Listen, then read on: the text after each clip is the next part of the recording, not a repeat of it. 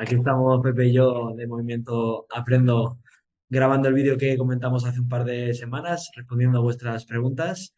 Y hemos recopilado un total de 8 preguntas. Hemos seleccionado cuáles son las mejores y las más interesantes. Y es interesante también deciros que vamos a dividir este vídeo en dos, ¿vale? El primer vídeo lo tendréis en mi canal, que es el que estoy presentando ahora, y el segundo lo tendréis en el canal de Pepe de Movimiento Aprendo. Así que así, pues eso, si no conocéis a Pepe, es un chico que se mueve mucho por las redes sociales, maestro de educación física, y dejaré también su canal y su enlace de Instagram aquí en la descripción del vídeo. Y bueno, Pepe, si quieres añadir tú también alguna cosa más. Eso es, Rafa. Nada, muy buenas a todos. Espero que este vídeo sea de vuestro agrado, ¿vale? Hemos recopilado algunas preguntas muy interesantes que nos habéis mandado por las diferentes redes sociales. Vamos a responderlas de una forma muy clara, muy práctica, para que pues, todos vosotros estéis satisfechos y desde nuestra experiencia, nuestro conocimiento y desde nuestra investigación, pues podamos resolver todas vuestras dudas, ¿vale? Así que vamos al lío. Como ha dicho Rafa, este será el primer vídeo y el segundo lo dejaremos pues, por aquí arriba, por ejemplo, para que podáis ver la continuación y que todas las preguntas queden resueltas. Eso es. Vamos a empezar con la primera pregunta, que nos lo hizo un chico en el que nos pregunta cuál es nuestra opinión sobre que no haya una competencia clave que se llame la competencia motriz. Muy bien, pues denota un poco toda la lucha que llevamos desde la educación física, desde que no se le da el valor que tiene nuestra materia. Está demostrado ya a nivel de salud, a nivel científico, a nivel neurocientífico, de la importancia que tiene la educación física dentro de la educación. Y por lo tanto es súper interesante que haya una competencia motriz que se llame pues eso, ¿no? Competencia motriz. ¿Qué pasa? Que no hay una como tal, de las competencias clave que tenemos aquí en la legislación española, no la tenemos todavía. Sí que es verdad que siempre la trabajamos y es nuestro principal objetivo dentro de la educación física, pero estaría muy bien que estuviera pues dentro de la legislación y se le diera la importancia que tiene nuestra área. Entonces, ¿cuál es mi opinión al respecto? Pues es una opinión, como estáis viendo, negativa porque esto viene desde arriba, ¿no?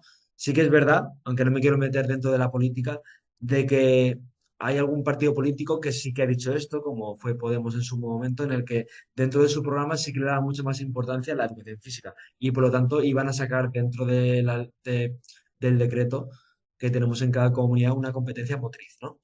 Esto no ha sido así. En la nueva legislación que tenemos no está registrada.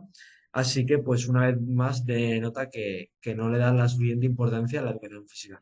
Pero, como he dicho, nosotros eso lo tenemos muy en cuenta y en nuestra área, dentro de una infinidad de objetivos que tenemos, la principal es siempre desarrollar la competencia motriz del alumnado, ¿no? Así que esta es mi respuesta. ¿La tuya, Pepe? Nada, muy bien, Rafa. Pues obviamente, siendo maestro de educación física, va muy acorde con lo que acabas de comentar. En este caso, como bien has dicho, la evidencia científica nos avala a la asignatura más competencial, más potente y más transversal que existe, que es la educación física, con un montón de beneficios, obviamente. En este caso, no está contemplado de forma específica dentro de la LOMLOE, a pesar de que el desarrollo corporal, la competencia motriz y el movimiento nos va a acompañar durante toda nuestra vida. Esa es una competencia totalmente transversal, como ya he dicho anteriormente. Sin embargo, sí que vemos en la legislación, en la última, en la LOMLOE, que si nos vamos al apartado de educación física, en el anexo 2, podemos encontrar que la propia asignatura de educación física, a través de las diferentes competencias específicas de educación física, sí que están relacionadas con algunas competencias clave que realmente pues sí que responden un poco a esa necesidad de incluir un poco la educación física dentro de las diferentes competencias clave. Está claro que a lo mejor comunicación lingüística, comunicación plurilingüe, perdón, competencia plurilingüe, lingüística, están un poco más alejadas de lo que es la educación física. Sin embargo, si nos vamos a la matemática o a la ciencia y tecnología, esa sí que nos tocaría más directamente. También podemos trabajar de educación física la competencia digital. Después, competencia personal, social y aprender. Aprender también es fundamental desde la educación física, trabajar esa autonomía, esa empatía, esa convivencia, etcétera. Lo mismo con la competencia ciudadana, competencia emprendedora, también a través de los diferentes productos finales competenciales que podemos incluir en nuestras situaciones de aprendizaje, también de una forma transversal, podemos ayudar a los alumnos a que desde iniciativa propia, que sean proactivos y que fomenten esa competencia emprendedora. Y ya, obviamente, competencia en conciencia y expresiones culturales, que es la última de las competencias clave que incluye la LOMLOE, también es fundamental dentro del área de educación física, sobre todo si hacemos referencia a juegos populares, danzas y bailes, e incluso los deportes también entrarían en esta. Entonces, es verdad que no tenemos una competencia específica que se llame competencia motriz, lo cual se echa de menos porque, como he dicho, es fundamental para el ser humano. Sin embargo, si nos vamos directamente a los descriptores operativos que nos marca la LOMLOE para las diferentes competencias clave, voy a destacar dos únicamente que hacen referencia a esos hábitos saludables y a esos estilos de vida también saludables, que serían la STEM 5, que la STEM es la que hace referencia a la matemática y ciencia, ¿vale? Que nos habla directamente de promover la salud y preservar el medio ambiente y de los seres vivos, ¿vale? Entonces, aquí tenemos también aplicando diferentes conceptos de seguridad y practicando un consumo responsable. Aquí se nos nombra directamente la promoción de la salud. Y después también tenemos la competencia personal, social y de aprender a aprender, como ya he dicho que también es básica en educación física, sobre todo cuando tratamos con niños, que también nos habla de adoptar activos para la salud, adoptar estilos de vida saludables para el bienestar físico y mental, y también pues, buscar el apoyo de los alumnos ante diferentes situaciones violentas y discriminatorias que, por desgracia, en las sesiones de educación física se producen bastante. Entonces, pues mi opinión está clarísima. Como defensor de educación física, es una lástima y una pena que no tengamos una competencia motriz, perdón, una competencia llamada competencia motriz. Sin embargo, pues bueno, nosotros haremos lo posible para seguir divulgando y potenciando y empoderando la asignatura de educación física para que poco a poco vaya cogiendo esa relevancia social necesaria y que ojalá próximamente en un futuro se incluya en los planes de legislativos y aparezcamos ahí como un pilar fundamental de las competencias clave que deben de aprender los alumnos, tanto pues, en primaria como en secundaria. Así que nada, esa también es mi opinión para complementar la tuya. En este caso vamos muy, muy a la par. Bien. Pasemos ahora a la segunda pregunta, que dice, ¿cuál es la parte más importante en la exposición de las oposiciones de la situación de aprendizaje?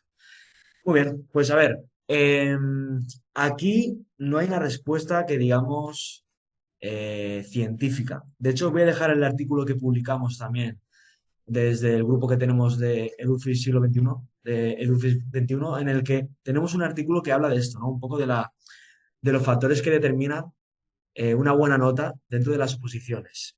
Entonces, en este artículo, lo que más le da importancia, sobre todo a la hora de prepararse la gente, era a la parte de la situación de aprendizaje más que a la programación. Entonces, dentro de la situación de aprendizaje, desde mi punto de vista, ¿cuál es la parte más importante?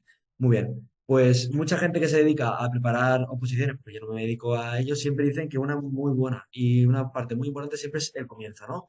El comienzo porque es cuando tú rompes el hielo con el tribunal, cuando te conocen, entonces eso le dice mucho de que hay que un poco pues dar la mejor parte de ti o llamar mucho la atención al tribunal para ya tenerlos en tu mano, por decirlo así, Hmm. conectados y por lo tanto, la primera parte, yo diría que el primer minuto es clave para conectar con el tribunal. Ahora bien, personalmente lo que yo pienso, la parte más importante a la hora de presentar tu situación de aprendizaje es sobre todo, y eso sí que lo he dicho en los vídeos que he hecho del curso de cómo hacer situaciones de aprendizaje, es la parte que tenemos de las sesiones, porque ahí es donde se va a ver todo lo que hemos trabajado y lo que vamos a trabajar con los niños. Y además, también la parte de la evaluación. Para mí esas dos partes son las más importantes porque son las más principales dentro de nuestra situación de aprendizaje. De hecho, normalmente siempre que estamos creando una situación de aprendizaje, nos fijamos en qué es lo que quiero conseguir, es decir, los objetivos.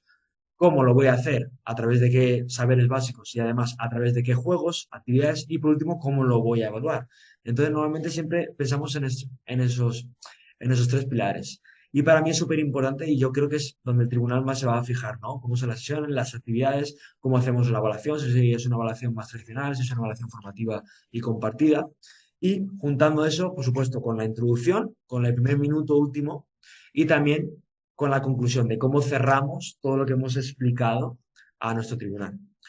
Pero bueno, si queréis más profundizar, no a lo mejor en la exposición, sino sobre todo en la preparación de las exposiciones, tenéis mi artículo, que ahí sí que a nivel científico se ha demostrado cuál es el método.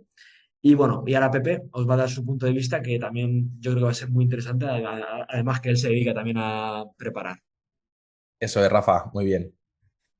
Dejarás aquí abajo, ¿no? Para que la gente pueda consultar ese artículo que yo me lo he leído y la verdad es que es muy, muy, muy interesante. Es verdad que no habla específicamente de la parte de la exposición oral, pero sí que te hace pues, un repaso de cómo triunfar en las oposiciones basándote en evidencia científica o por lo menos acortar el camino, coger esos atajos para pues ahorrar esfuerzos y al final pues, ser más productivo y más eficiente a la hora de estudiar para las oposiciones. En este caso, como bien has dicho, tanto Diego y yo nos dedicamos a la preparación de oposiciones, sobre todo él lleva la parte más técnica, más de seguimiento y demás, y yo pues complemento su preparación con diferentes formaciones, hablamos de metodologías activas, incluso de oratoria, etcétera. Entonces, por este sentido, te puedo decir, como bien has comentado, que el inicio de la exposición oral, ¿vale? Lo que se llama el principio de primacía, es fundamental a la hora de captar la atención del tribunal, tenerlos enganchados y romper el patrón de la monotonía que puedan tener pues, de opositores anteriores o de que llevan ya el día se les hace muy largo, entonces que aparezca una persona con aire fresco, con una sonrisa que se plante frente al tribunal, que muestre una actitud, una pasión por la educación física, eso es fundamental en cuanto a comunicación no verbal. También tenemos pues, un amigo en común, ¿vale? Que se llama Moisés, que se dedica a comunicación no verbal, que podemos traer al canal para que explique de qué forma pues es importante la comunicación y transmitir un buen mensaje, esa parte de oratoria a la hora de la exposición oral. Y lo mismo con el principio de recencia, van de la mano, principio de primacía y de recencia. Recencia es lo que queda al final de la exposición en la mente del tribunal, que también debe ser muy potente. Una conclusión puede ser pues, una reflexión, una pregunta cerrada o una cita también muy potente, etcétera, para que pues, terminar por todo lo alto y que quede una buena sensación en el tribunal. Esto sería en cuanto a comunicación no verbal, como bien has comentado, y esa parte de oratoria. Sin embargo, si hablamos del contenido específico, de la situación de aprendizaje, que también puede ser muy importante porque la gente no sabe dónde meter sus esfuerzos y dedican más tiempo a la parte de la introducción para que quede claro el contexto donde se desarrolla, o a lo mejor si me baso en necesidades educativas especiales, etcétera. En mi caso, desde nuestra experiencia, lo que apostamos Diego y yo es que lo fundamental en cuanto a contenido sería que pusiéramos nuestro énfasis y todos nuestros esfuerzos en explicar detalladamente y que quede bien claro cuáles son las actividades, cuál es la metodología que utilizamos para desarrollar nuestras sesiones, esa parte más práctica, más realista que haga entender al tribunal que nosotros somos docentes y que podemos ser compañeros suyos y que estarían encantados de participar con nosotros en las sesiones de educación física. Y también esa parte de evaluación formativa, como bien has comentado, para que recojas de qué forma estás tú controlando en el día a día y realizas ese feedback de mejora a los alumnos y de qué forma al final tienes ese registro, poder ser de forma formativa, valga la redundancia, ¿no? Haciendo participar también al alumnado, que lo que pondría todo mi foco es en explicar esas rutinas, esas prácticas del día a día para hacer, como he dicho, que eres docente y que puedes resolver los problemas cotidianos los cuales los enfrentamos todos en nuestro día a día. Entonces, actividades, metodología, evaluación formativa, parte más práctica, yo creo que es un eje fundamental en el que debemos de poner todos nuestros esfuerzos en la parte de la exposición, en la situación de aprendizaje de las oposiciones. Tercera pregunta. ¿Qué situación de aprendizaje recomiendas para iniciar el curso en tercero y cuarto de la ESO? Muy bien. Como sabéis, tanto Pepe como yo somos maestros de educación primaria, de educación física. Entonces, todo el tema de la legislación y el día a día en secundaria no lo conocemos. Lo que vamos a hacer, bueno, yo por lo menos, es basarme un poco en lo que yo sé, en todo lo que he estudiado y en lo que hago yo en mis clases de primaria, y además en otra gente que sí que es de secundaria. Vale, pues mirad, normalmente lo que yo hago siempre en las primeras situaciones de aprendizaje o unidades didácticas, dependiendo del grupo, claro está, y del curso, a mí me gusta mucho trabajar y empezar con el aprendizaje cooperativo. De hecho, nuestro amigo y compañero Neil Edufis, hace ya un año así publicó su primera situación de aprendizaje que trata de este tema, que son diferentes retos cooperativos, desafíos físicos cooperativos y aprendizaje cooperativo, para sobre todo fomentar la cohesión grupal del grupo clase, para conocer tú a ese grupo clase y ver pues un poco todos los roles, ¿no? de cada grupo. Entonces yo creo que es una muy buena estrategia para empezar así, independientemente de que sea primaria o secundaria, porque como he dicho, yo eso lo hago también en mis clases de educación física al inicio del curso. Y yo me acuerdo que Neil era una situación de aprendizaje de entre 8, creo que eran 10 sesiones, iba trabajando pues sobre todo eso, diferentes desafíos físicos cooperativos, diferentes propuestas también gamificadas, pero que estaban relacionadas con el aprendizaje cooperativo, con el objetivo sobre todo de eso, de hacer una cohesión grupal del grupo clase y además de conocer todos los perfiles y todos los roles que hay dentro de una clase de educación física. Así que yo creo que es una muy buena forma de empezar.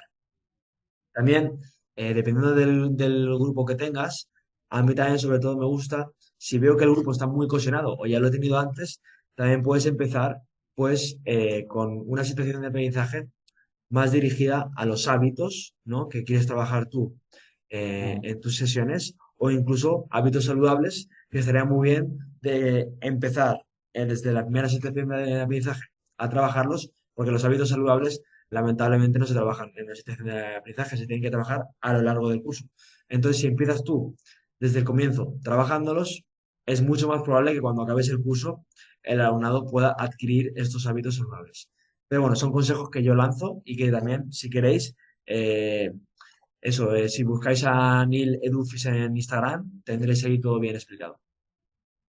Pues en mi caso va también acorde con lo que ha comentado Rafa. La verdad es que trabajar en desafíos cooperativos, por ejemplo, y ese trabajo en equipo al principio del curso, ya sea pues en primaria o en la ESO, sobre todo si hay alumnado nuevo o si tú eres nuevo en un centro escolar, viene muy bien también para establecer los diferentes roles, también controlar un poco las diferentes dinámicas, esos hábitos saludables, esas pautas de la sesión de educación física, que como me gusta decir, nunca es una pérdida de tiempo, sino que es una inversión que después tiene un retorno en una maximización del compromiso motor, porque los estudios demuestran que una sesión de unos 45 minutos, creo que son unos 15, no llega a 20 minutos de compromiso motor real activo del alumnado realizando sesión de educación física en movimiento. Entonces, si invertimos un poco de tiempo al principio de curso en establecer esas bases, esas dinámicas, ese buen ambiente, ese buen clima de aula, pues después tenemos un retorno a lo largo de todo el curso en las diferentes sesiones. Y después también, yo en mi caso sí que tengo el máster de secundaria, sí que he trabajado la LOMLOE en este sentido, ¿no? El Real Decreto 217 de secundaria, sé que aparece también el calentamiento autónomo y diferentes hábitos saludables y el acondicionamiento físico, y mezclaría todo eso también en una situación de aprendizaje que si no es la primera, pues que sea la segunda, hacer una evaluación de acondicionamiento físico, ¿no? O de diferentes capacidades de nuestro alumnado, más que nada también para conocer el punto de partida, pero también pues para despertar esa motivación por el cuidado, por los hábitos saludables, etcétera, y después también poder hacer un seguimiento durante todo el curso e incluso, ¿por qué no?, acabar pues, al final del curso realizando las mismas pruebas que hemos realizado aquí en estas unidades primeras para ver esa evolución y esa mejora y también tenerlo presente durante todo el curso para poco a poco pues ir mejorando e ir en esa dirección de cada vez ser mejores, cada vez tener mejores hábitos saludables. Entonces, esa es mi opinión, desafíos cooperativos y también calentamiento y condición física. Muy bien, Pepe. Y pasemos ahora ya a la última pregunta de mi vídeo, que es la siguiente. Propuestas de educación física para centros de difícil desempeño, máxima complejidad. En otras palabras, centros que tienen una problemática, ya sea por el alto nivel de inmigración, por eso a nivel conductual, y en el que tanto Pepe como yo hemos trabajado. Yo el año pasado estuve trabajando como tutor de sexto en un centro de máxima complejidad y Pepe también estuvo trabajando como educación física. Así que creo que podemos dar una visión bastante buena sobre ello. Muy bien. Bueno, pues la gente que trabaja en estos centros sabe que hay una problemática detrás muy grande y que muchas veces el día a día se hace muy duro. De hecho, yo soy de los que pienso que para trabajar en estos colegios hay que valer. No todo el mundo vale. Porque te tiene que gustar, tienes que tener mucha fuerza de voluntad, tienes que tener también, creo yo, no mucho carácter, pero sí tener las ideas muy claras y saber cómo hacerlo en todo momento y mucha experiencia. Sobre todo la gente que le gusta esos dos centros son gente que lleva muchos años y que ya sabe un poco cómo funciona el mundillo. Entonces, ¿qué es lo que haría yo en educación física en estos centros? Muy bien, pues básicamente, y esto hay que hacerlo claro desde el primer día, son dinámicas sobre todo para las rutinas y las normas de educación física. Que ellas sean conscientes de cuáles son las normas, de hecho se puede hacer en conjunto las normas, y cuáles son las consecuencias tanto positivas como negativas, ¿vale? Eso hay que tenerlo muy claro, desde el primer día, porque así ellos tienen unos límites que conocen. Y claro, así podemos empezar a funcionar. Pero vuelvo a recalcar, tanto consecuencias positivas, es decir, todo lo que son refuerzos positivos, pero también los negativos, porque funcionan también. Yo también, yo no soy, yo soy partidario también de, en este caso, de aplicar tanto lo positivo como lo negativo, sobre todo en estos centros, porque son centros que necesitan muchos límites, necesitan muchas normas y necesitan, pues eso, de algo que sea rígido en ese sentido para seguir. Así que eso es básico. Eso yo creo que tenemos que hacerlo desde el primer día y seguirlo al pie de la letra. Y ser tajantes con eso. Si, voy a poner un ejemplo práctico. Si, por ejemplo, no se puede comer chicle en educación física, yo sé que en estos centros lo hacen. Si alguien come chicle dentro de la educación física, podemos hacer como que tengan diferentes avisos, ¿no? Al primer aviso se le llama la atención, al segundo aviso se habla con los padres y al tercero no hace educación física, por ponerlo así. Y esto lo tenemos que seguir a rajatabla, para que ellos sepan cuáles son las consecuencias, positivas tanto como negativas. Muy bien. Y luego, ¿qué más? ¿Qué más? Pues, por supuesto, deportes que son competitivos. Estos tipos de deportes, obviamente, tienen que estar dentro de la educación física, pero dentro de estos centros es verdad que puede ser muy complejo de llevarlo a cabo. Son niños muy competitivos, muchas veces con muchas faltas, con falta de valor, es decir, hay muchos que desde su casa pues no les han educado en valores, no tienen las normas básicas consolidadas, por lo tanto, nos podemos dar cuenta de que hacer algún deporte, algún juego competitivo, va a ser muy complicado de hacerlo.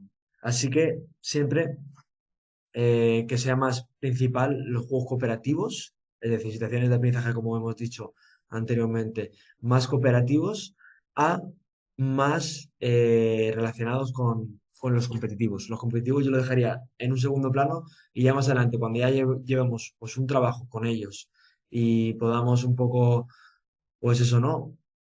Tener una gestión de aula muy buena, pues ya empezarlo con los competitivos. Y yo creo que con esto daría respuesta a tu pregunta. Vale, muy bien, Rafa. Pues yo también, como bien has comentado, he trabajado en centros de máxima complejidad que se llaman centros con un alto grado de compensatoria y aquí, como has comentado, establecer límites y las consecuencias, ¿no? O también las ventajas de cumplir con las normas son fundamentales para pues, fomentar ese buen ambiente de grupo y que pues, cualquier situación se pueda resolver de la mejor forma posible.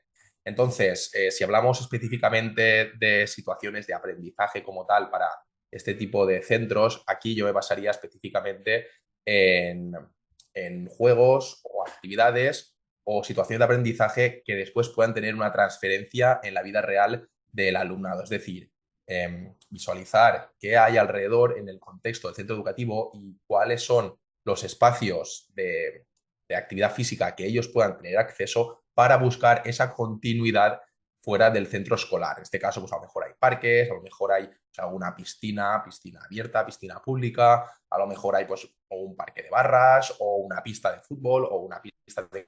Y después también, sobre todo, como bien has comentado, no solo tener pendiente esa parte de castigo, ¿no? De esos límites, sino también esa parte positiva, celebrar los logros, etcétera, que después al final los alumnos entre ellos pues se van motivando y al final dejan a un lado sus diferencias y se enfocan mucho más en qué pueden aprender y qué pueden extraer para fuera del centro escolar y si además le vas premiando, aunque sea con una pequeña gamificación o con unas tarjetas o con una nota en la agenda a lo mejor o con un comentario a su hermano mayor, etcétera, pues al final ellos lo agradecen y poco a poco se va mejorando ese buen ambiente y al final lo que puede resultar un trabajo muy duro, te puedes ganar al alumnado y poco a poco ir avanzando e implantar en ellos pues esos hábitos saludables y ese movimiento que tanto buscamos en educación física. Muy bien, Pepe. Pues nada, ahora como he dicho, vamos a seguir con el siguiente vídeo que lo tenéis en el canal de Pepe. Espero que os haya gustado, que sobre todo os haya resultado interesantes y hayamos respondido a las preguntas, que yo creo que sí.